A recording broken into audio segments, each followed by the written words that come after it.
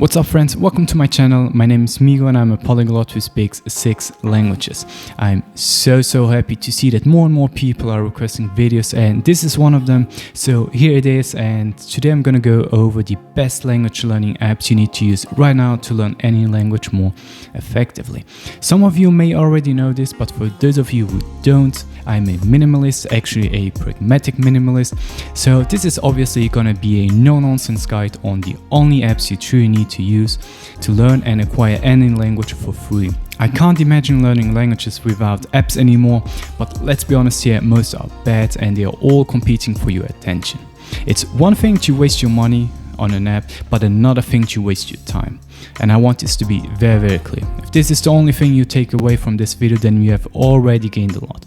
If an app is not actively making you progress, then you should uninstall it right now.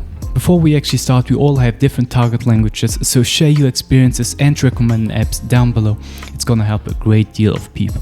Whenever possible, I'm also gonna share the apps I personally use and recommend, but don't worry, this video is not sponsored and all the apps have a free version, no need to pay for them or even upgrade.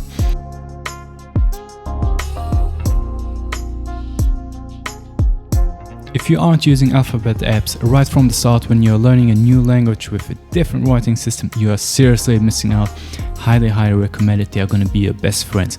They are going to do everything for you. They're going to make digital flashcards with audio and usually use spaced repetition to make your studies more efficient. And best of all, they are going to make it feel like a game right from the start. I used one to learn Hangul, the Korean alphabet, and it took me like an hour or so to be able to read as fast as a 5-year-old Korean kid. Not like a child prodigy, more like a regular kid. These apps are a great starting point and I can't think of any reason to not use them. You can practice anywhere, anytime. Big name apps are good enough, I guess, but usually apps dedicated to a single language may be better. Whatever you do, choose one, learn the alphabet, do some basic reading exercises until you get the hang out of it, and then uninstall the app.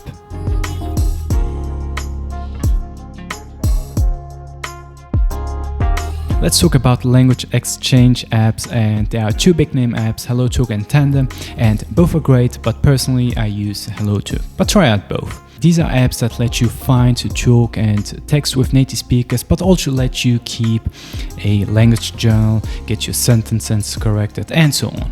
But there's more than just these 2 apps. There's also a new kind of app, social audio apps. Not enough people are talking about these kind of apps, and if you aren't using them, then you're seriously missing out. These are apps like Clubhouse, Twitter Spaces, for Korean speakers. HiLocal too, it's a good app. These are apps where users can communicate in audio chat rooms. The best thing about this is that you can join an audio chat room without talking, so you get to listen to native speakers talk about interesting topics. And there are also some people that make audio chat rooms specifically for language learners, so you get to practice your listening skills while listening to native speakers. And of course, you can join an audio chat room and actively practice your speaking skills. It's really worth it. Try them out.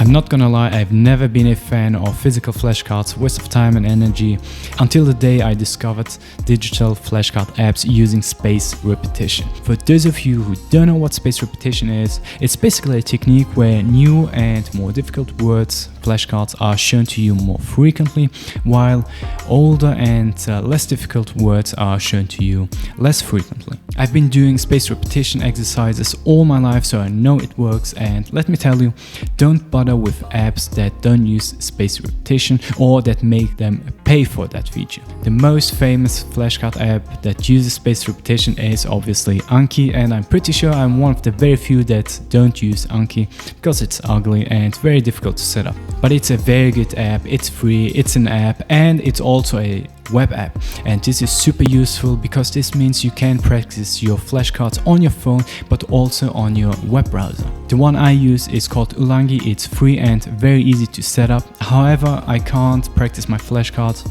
using my web browser, so keep this in mind before you start using this app. The way I use flashcard apps is super simple. Usually I make one spreadsheet, 2 columns, target language, English, and then I make one flashcard for the word I want to learn and one flashcard for the word being used in a sentence or two, and then I import the entire thing into my app.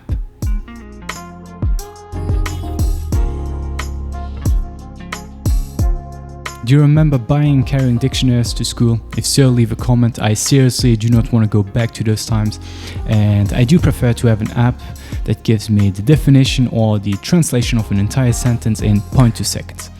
Personally, I advise against using Google Translate because it's really bad for looking up words and translating from European languages to Asian languages. And let's not forget, they are also not gonna include verb conjugations and other features that most other apps are gonna have. It's basically useless. Don't use Google Translate. Most countries have dedicated apps, so use those instead. For Korean language learners, it's gonna be Naver Dictionary and Papago.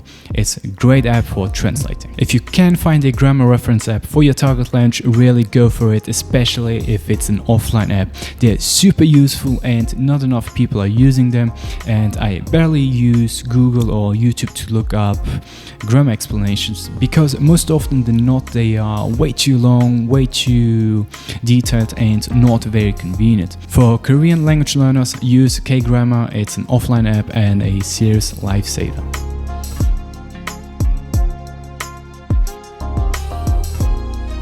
Last but certainly not least, content apps. Pretty self-explanatory. Apps like YouTube, podcast apps, music apps, especially when they come with lyrics. Manga and webtoon apps, highly recommended. Movies and TV shows, streaming apps like Viki.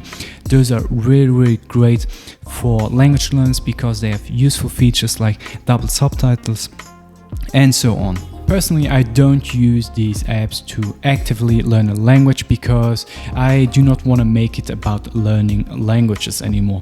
I want to just enjoy a movie, I want to listen to music. I do not want to spend my time looking up 1,000 words. I just want to enjoy whatever I'm consuming. But I do things like shadowing and karaoke, but it's only because it's fun and I can learn at the same time. But I'm not gonna pause my videos 5 times every 20 seconds to look up random words. I don't need to be super productive 100% of my time, so sometimes I just want to enjoy a movie, and that's fine for me. But please be careful, don't spend 90% of your time on these apps because it's gonna be really difficult to actively learn languages using these kinds of apps. And keep in mind that learning languages is mostly about keep finding the balance between active and passive language learning. So please be careful.